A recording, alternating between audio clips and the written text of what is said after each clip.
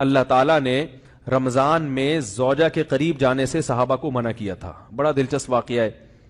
رمضان کی راتوں میں بھی زوجہ کے قریب جانے سے منع کیا تھا. ایک صحابی تھے, وہ رات میں کہیں چلے گئے. اب بڑے پریشان ہوئے, رسول اللہ صلی اللہ علیہ وسلم کے پاس آئے, عرض کیا یا رسول اللہ مجھ سے غلطی ہوئی, رمضان کی رات میں نے اپنی زوجہ کے قریب چلا. آپ نے فرمایا کیوں؟ وہ بڑا دلچسپ واقعہ ہے, بظاہر تھوڑا حیا کے خلاف بھی ہے لیکن اتنا بھی نہیں ہے. وہ کہہ رہے میری زوجہ کہیں پانی بھرنے کے لیے جا رہی تھی, ان کی پنڈلی کھلی تو میری نظر بیوی کی پنڈلی پر پڑی اور میں بس پاگل ہو گیا بیوی کے عشق میں. میں یہ اس لیے بیان کر رہا ہوں کہ جو لوگ نظر کی حفاظت کرتے ہیں وہ بیوی کے عشق میں پاگل ہوتے ہیں.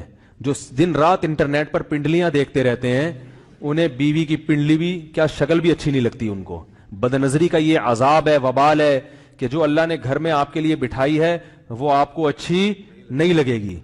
تو نظر کی حفاظت کیا کرو, اس سے آپ کو اپنی بیوی سے عشق ہوگا, محبت ہوگی. بات آ رہی ہے سمجھ میں؟ تو اب دیکھو کیسا روزے کی حالت ہے. رمضان میں پابندی ہے, اسلام میں حکم تھا جو رمضان میں بیوی سے بستری کرے گا 60 روزے لگاتار رکھنے پڑیں گے. کتنا بڑا جرم, لیکن صحابی سے برداشت نہیں ہوا. صرف زوجہ کے پاؤں پہ نظر پڑی ہے تو وہ کیسے بیوی سے محبت کرتے ہوں گے, اور وہ بیوی کے بغیر رہ سکتے ہوں گے. اور آج لوگوں کے فون آتے ہیں, ہماری بیگم جس میکے جاتی ہے اتنی خوشی ہے, ایسا اچھا سا فیل ہوتا ہے, ایسا عجیب سا محسوس ہو رہا ہوتا ہے جیسے آزاد ہو گئے. تو میں کہتا ہوں ظاہر ہے اب تمہیں موقع مل گیا کنڈی لگانے کا, ٹھیک ہے نا, اور یہ آنکھ مٹکے کرنے کا, تو خوش تو ہوگے.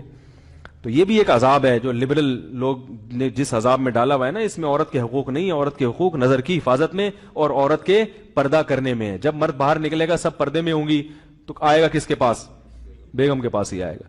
تو اتنے منہ کالا کرنے کے راستے کھول دیے ہیں تو ظاہر ہے پھر کامیاب ازدواجی زندگی نہیں ہوتی. تو نبی کے پاس آئے, عرض کیا یا رسول اللہ میں برداشت نہیں کر پایا. تو آپ مسکرا دیے. تو وہ نبی کے پاس گئے, یا رسول اللہ ایسے ہوا, مجھ سے غلطی ہو گئی. تو آپ نے فرمایا کیوں؟ فرمایا ایسا ہو گیا تھا. تو آپ صلی اللہ علیہ وسلم نے فرمایا 60 روزے رکھو لگاتار. انہوں نے فرمایا ایک کی طاقت نہیں ہے, اس میں یہ ہو گیا 60 بھائی کیسے رکھوں گا, نہیں ہے طاقت 60.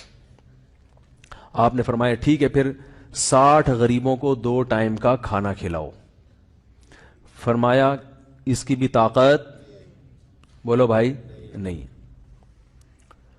اتنے میں ایک صحابی لائے کوئی چیز صدقہ کرنے کے لیے. تو آپ نے فرمایا چلو اصل حکم تو یہی ہے کہ 60 روزے یا پھر 60 غریبوں کو کھانا, وہ نہیں تو چلو فی الحال ان کو تنبیہ کے لیے کچھ ان کے سے صدقہ کروا لیتا ہوں. فرمایا چلو یہ فلاں خیرات کی ایک چیز لے کر آئے ہیں, تم یہ لے کے غریبوں میں بانٹ دو. انہوں نے فرمایا مجھ سے زیادہ غریب پورے مدینہ میں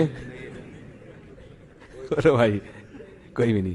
آپ صلی اللہ علیہ وسلم مسکرانے لگے, فرمایا جاؤ کھاؤ اور بچوں کو کھلاؤ. واہ بھائی غلطی بھی ہوئی اور گھر میں راشن بھی آ گیا. تو اس کے بعد قرآن کی آیت نازل ہوئی کہ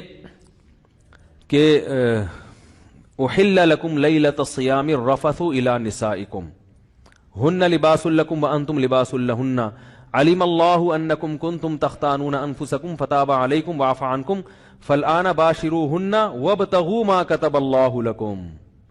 فرمایا اللہ کو پتا ہے کہ تم اس حکم پر عمل نہیں کر سکتے, لہذا رمضان کی راتوں میں تمہیں اپنی بیوی کے پاس جانے کی اجازت ہے, لہذا ان کے پاس جایا کرو اور اس اولاد کو تلاش کرو جو اللہ نے تمہارے مقدر میں لکھ دی ہے.